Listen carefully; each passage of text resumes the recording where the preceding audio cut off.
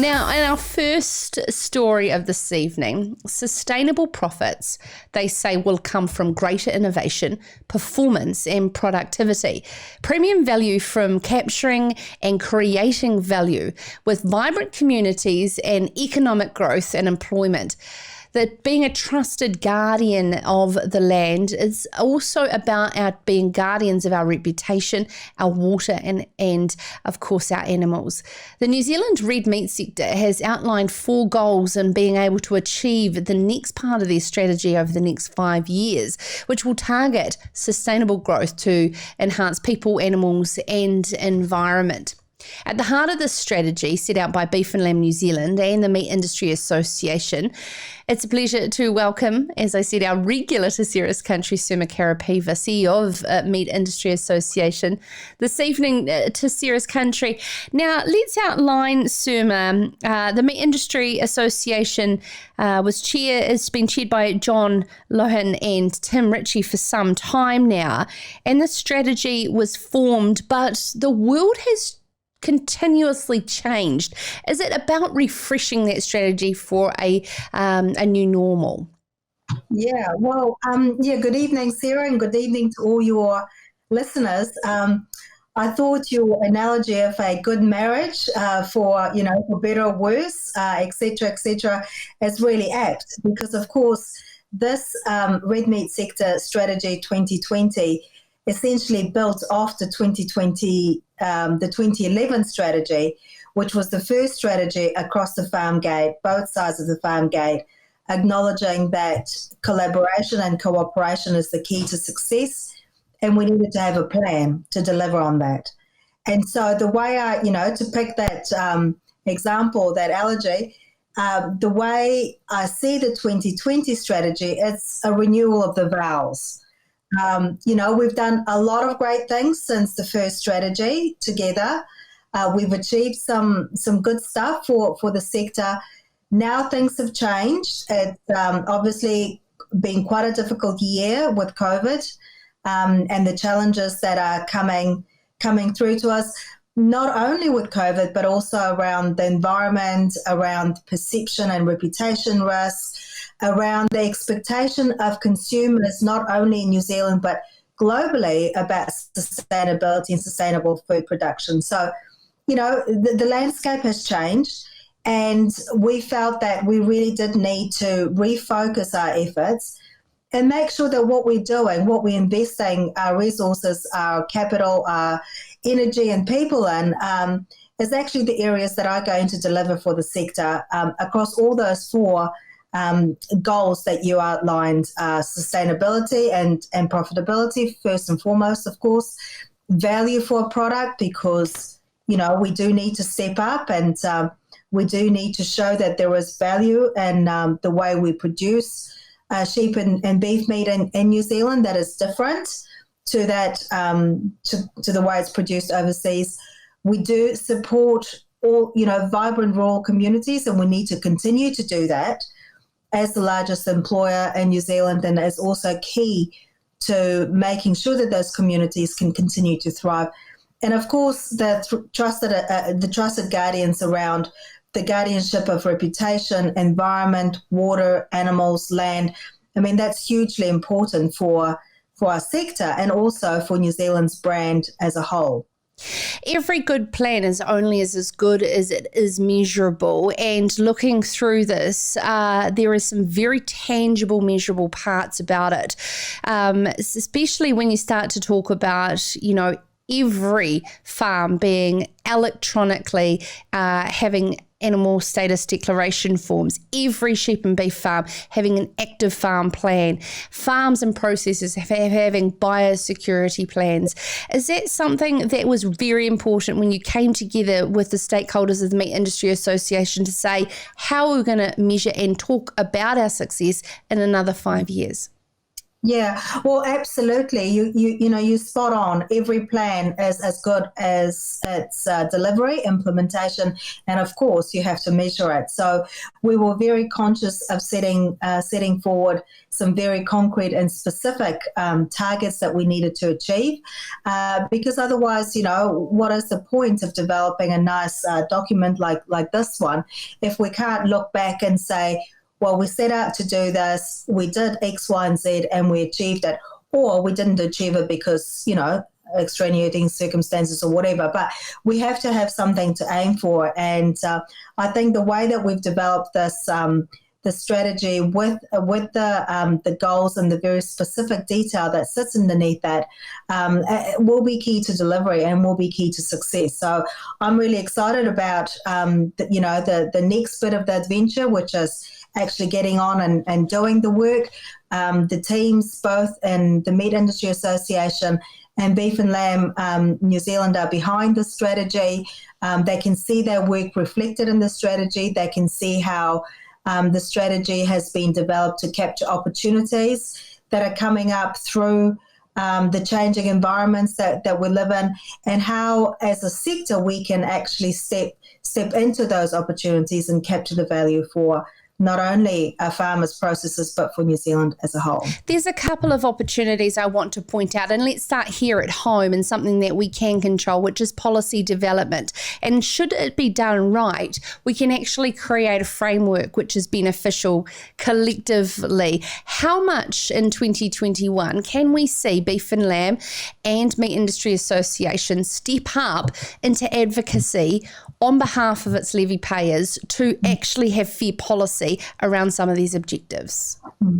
Well, I think 2021, we will probably see a lot of the government manifestos and policies start being developed and implemented. And really, we do need to be very active and engaged in all this work to represent the sector. We know that there will be ongoing work on climate change. We know that there will be ongoing work on freshwater reform and freshwater quality standards, on farm planning. We know, things that affect the processes, industrial relations, workforce development, all those kinds of policies will really start to bite in 2021 and onwards. And so we are aware of that, and we are working on our plans, and we will be stepping up to advocate on behalf of the sector as a whole. And the other thing that we aren't so much in control of is our consumers' perception on a range of things, from nutrition right down to their eating behaviours as well. What can we see from the Meat Industry Association to step up and tell our story better?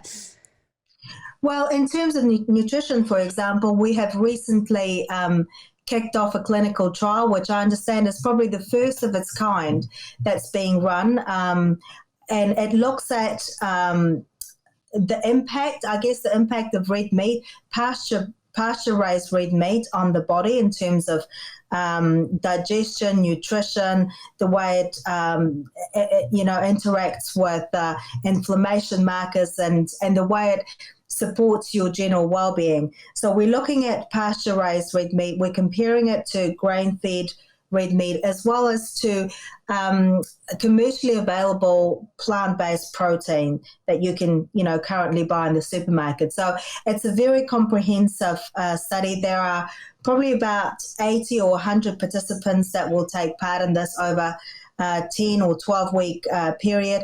And we're hoping that at the end of the study, we will have some really credible data to talk about the nutritional value of red meat, not just what you and I immediately think about in terms of iron and protein and minerals and zinc, but much, much deeper in terms of how it interacts with your digestion and your body system as well. So, we're investing in this. This is going to be great stuff. We're really excited about it because it will be, as I said, one of the first, if not the first study that has been done in this area. And I guess it shows the commitment that we're putting into finding the real evidence base behind the claims that we need to make. So it's no good just saying it's great for you, but we can say it's great for you because, and here's the science that has been peer reviewed and proved and backs up that claim. So that's on nutrition and, other sort of consumer perceptions.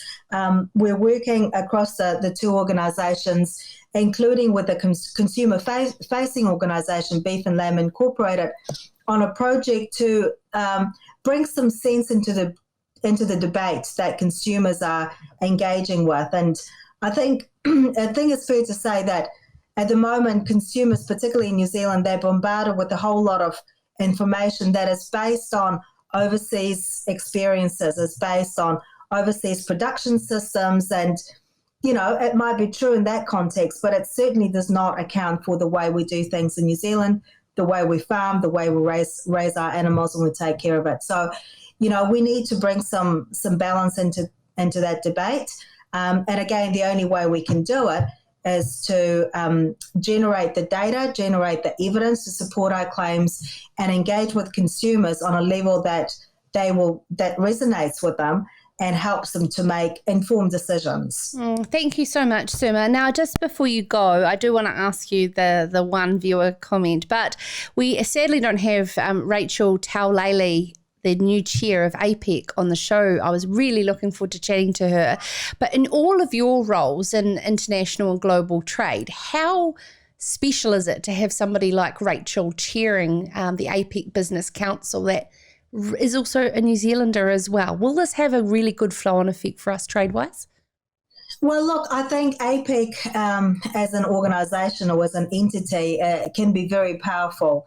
And certainly the Business Advisory Council, part of Apec, which Rachel is the chair of, they have a very direct link to the leaders of the 21 Asia-Pacific economies, because they can speak on behalf of their representatives directly to those leaders. I think it's remarkable and very exciting for New Zealand to be in the chair of the Apec Business Advisory Council, particularly in the year when New Zealand is chairing Apec as a whole. I feel sorry for Rachel because most of this will be done virtually, as I understand it. And one of the benefits of Apec is that you do get to meet people face to face and make new friends and make new connections. But I guess it's just in a different space. You'll just have to do it virtually. But I think positioning strong leadership, positioning innovative business leadership in the centre of Apec, like Rachel will do, will be very valuable for New Zealand's brand as a whole. And, we should be able to promote some of the new ways of doing things that are so valuable for New Zealand and the new context of post-global life. I knew that you would be able to speak to the fact that she's not here so eloquently like you did, Sirma. And lastly, why are you in this marriage called the primary industry? What makes it actually be, sit there for you in your heart, like as we were talking about? In my heart. Yeah, why are you in it? Yeah. Why am I doing it? Well, look, I've got a very strong trade background, which is, one thing, but in New Zealand, you can't talk about trade without being too far away from the primary industries. I mean, the primary industries are so fundamental, it's so core to who we are here in New Zealand. And when you marry those two things with trade, because we are so trade exposed and trade focused, I mean, it is a beautiful marriage at the end of the day. So that's, that's why I'm here. Thank you so much, Sirma Karapeeva, CEO there for Meat Industry New Zealand, and of course, extension on the story of Neil Wallace's great article in this week's Farmers Weekly. This is Sarah's Country.